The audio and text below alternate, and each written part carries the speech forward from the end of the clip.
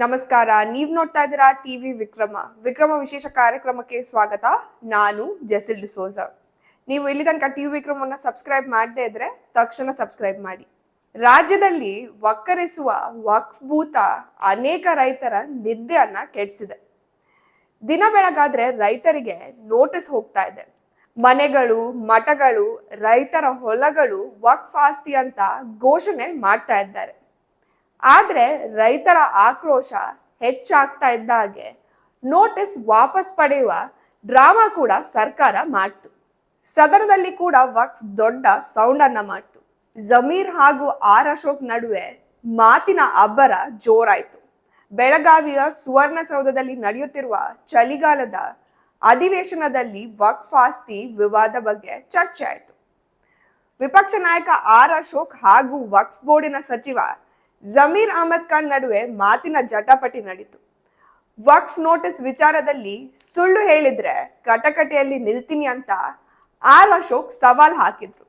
ಆದ್ರೆ ಎರಡು ನಾಲ್ಗೆಯ ಜಮೀರ್ ಅಹಮದ್ ಖಾನ್ ಶುರುವಲ್ಲಿ ಯಾರಿಗಾದ್ರೂ ನೋಟಿಸ್ ಕೊಡಕ್ಕೆ ಆಗುತ್ತಾ ಅಂತ ಅಂದ್ರು. ಬಟ್ ಅದಾದ ಮೇಲೆ ದಾಖಲೆ ಇದೆ ಅಂತ ಹೇಳಿದಾಗ ಎಸಿ ಕೊಟ್ಟ ನೋಟಿಸ್, ಡಿಸಿ ಕೊಟ್ಟ ನೋಟಿಸ್ ಅಂತ ಏಕಾಏಕಿ ಪ್ಲೇಟ್ ಅನ್ನ ಚೇಂಜ್ ಮಾಡಿದ್ರು. ಅಶೋಕರೇ, ನಿಮ್ ಸವಾಲನ್ನ ಸ್ವೀಕಾರ ಮಾಡಿದೀನಿ. ಏನು ತಾವು 101 ನೋಟಿಸ್ ಏನೋ ಕೊಟ್ಟಿದ್ರಿ ಅಂತ ಹೇಳ್ತಿರಲ್ಲ, ಅದ್ ನಂಗೆ ಕೈ ಕೊಡಿ. ಕೊಟ್ಟಿದ್ರು ಬೇರೆಯವ್ರಿಗೆ ಯಾರು ಕೊಡಕ್ ಸಾಧ್ಯ ಆಗಲ್ಲ. ಯಾರು ಬೇಕಾದ್ರೆ ನೋಟಿಸ್ ಕೊಡ್ಬೋದಾ? ಯಾರು ನೋಟಿಸ್ ಒಪ್ಪೋಟಿಂದ ಕೊಡ್ತಾರ? ಯಾರು ನೋಟಿಸ್ಗಳು ಕೊಡೋದು? ಎಲ್ಲ ಅಧಿಕಾರಿಗಳು ನೋಟಿಸ್ ಕೊಡ್ತಾರೆ, ಎಸಿಗಳು ನೋಟಿಸ್ ಕೊಡೋದು. ಒಪ್ಪೋಟಿಂದ ಯಾವ ನೋಟಿಸ್? ಜಮೀರ್ ವಕ್ಫ್ ಕಡೆಯಿಂದ ನೋಟಿಸ್ ಹೋಗಿದ್ರೆ ಸಚಿವ ಸ್ಥಾನಕ್ಕೆ ರಾಜೀನಾಮೆ ನೀಡುವೆ ಎಂದಿರುವ ಮಾತಿಗೆ ನಡೆದುಕೊಳ್ಳೋದಾದ್ರೆ ಖಂಡಿತವಾಗಿ ಕೂಡ ರಾಜೀನಾಮೆ ಕೊಡ್ಬೇಕಿದೆ. ಯಾಕಂದ್ರೆ ರೈತರಿಗೆ ನೋಟಿಸ್ ಮಾತ್ರ ಅಲ್ಲ, ರೈತರ ಹೊಲಗಳಿಗೆ ವಕ್ಫ್ ಬಂದು ಬೇಲಿ ಹಾಕಿರುವ ಘಟನೆ ಕೂಡ ಕರ್ನಾಟಕದಲ್ಲಿ ನಡೆದಿದೆ. ಮೈಸೂರಿನಲ್ಲಿ 110 ಮನೆಗಳಿಗೆ ನೋಟಿಸ್ ಕೊಟ್ಟಿದ್ದಾರೆ ಅನ್ನುವ ಆರೋಪ ಬಂದ ಕೂಡಲೇ ಜಮೀರ್ ಅಹಮದ್ ಖಾನ್ ರಾಂಗ್ ಆದ್ರು. ಬಾಯಿಗೆ ಬಂದಂತೆ ಏನಾದ್ರೂ ಮಾತಾಡಿದ್ರೆ ಆಗುತ್ತಾ? ದಾಖಲೆ ಕೊಡಿ ಅಂದ್ರು. 110 ಮನೆಗಳಿಗೆ ನೋಟಿಸ್ ಕೊಡಲು ಆಗುತ್ತಾ? ವಕ್ಫ್ ಕಡೆಯಿಂದ ನೋಟಿಸ್ ಕೊಟ್ಟಿಲ್ಲ ಅಂದ್ರು. ಆದ್ರೆ ರಿಯಾಲಿಟಿ ಬೇರೆನೇ ಇದೆ. ಅಧಿಕಾರಿಗಳಿಗೆ ನೋಟಿಸ್ ಕೊಡೋಕೆ ಖುದ್ದು ಜಮೀರ್ ಅಹಮದ್ ಖಾನ್ ಅವರೇ ಸೂಚನೆ ಕೊಟ್ಟಿದ್ರು. ವಕ್ಫ್ ಸಚಿವ ಕೂಡ ಅವರೇ ಆಗಿರೋದಕ್ಕೆ ಈಗ ಉಳಿದಿರುವ ಪ್ರಶ್ನೆ ರಾಜೀನಾಮೆ ಯಾವಾಗ ಅನ್ನೋದು. ಸುಪ್ರೀಂ ಕೋರ್ಟ್ ಏನ್ ಆದೇಶ ಕೊಟ್ಟಿದ್ದಾರೆ? ಸುಪ್ರೀಂ ಕೋರ್ಟ್ ಅವ್ರು ಏನ್ ಆದೇಶ ಕೊಟ್ಟಿದ್ದಾರೆ? One Waqf it is Waqf ಅಂತ ಕೊಟ್ಟಾರೆ. ನಾವು ಬೇರೆ ಆಸ್ತಿ ನಾವ್ ಯಾರು ತಗೊಳಕ್ಕೆ? ಅರೆ ನಮ್ಮ ಆಸ್ತಿಗೆ ಕೊಟ್ಟಿದೀವಿ ನಾವು ನೋಟಿಸ್. ರೈತರ ಹೇಳ್ರಿ, ರೈತರ ಜಮೀನ್ ಇರೋರ್ನ ಯಾವ ಕಾರಣ ನಾವು ಮುಟ್ಟಲ್ಲ. ರೈತರ ಜಮೀನ್ ಹೇಳ್ರಿ, ನಮ್ಮ ಅನ್ನ ಹಾಕ್ತಿರೋದು ಅನ್ನದಾತ. ಅವರು ಆಸ್ ಎ ಸಚಿವಾಗ ನಾನು ಹೇಳ್ತೀನಿ, ಅವ್ರ ಅನ್ನ ಹಾಕ್ತಾರದು ಅನ್ನದಾತ. ಅವ್ರ ಆಸ್ತಿ ನಾನು ಮುಟ್ಟಕ್ಕೆ ಯಾವ ಕಾರಣಕ್ಕೂ ನಾನು ಸಿದ್ಧ ಇಲ್ಲ.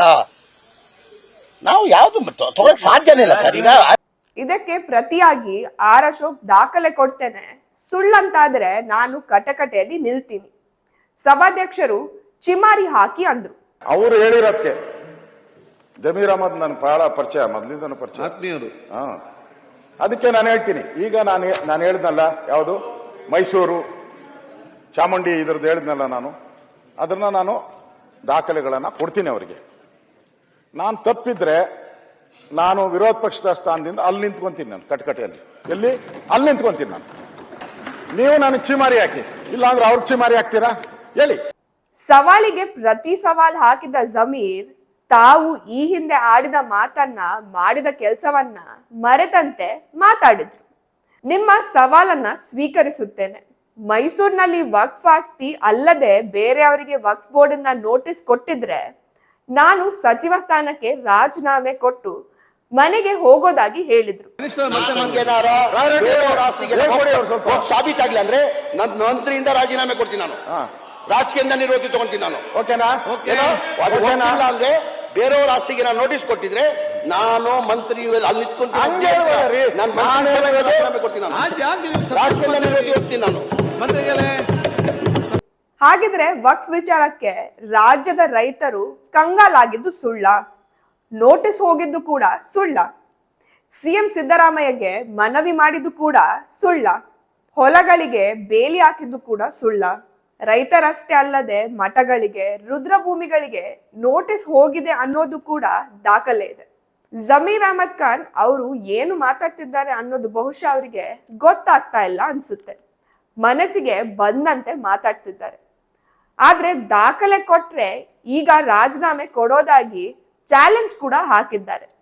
ದಾಖಲೆ ಅಂತೂ ಸಾಕಷ್ಟು ಇದೆ. ಸೊ ಯಾವಾಗ ರಾಜೀನಾಮೆ?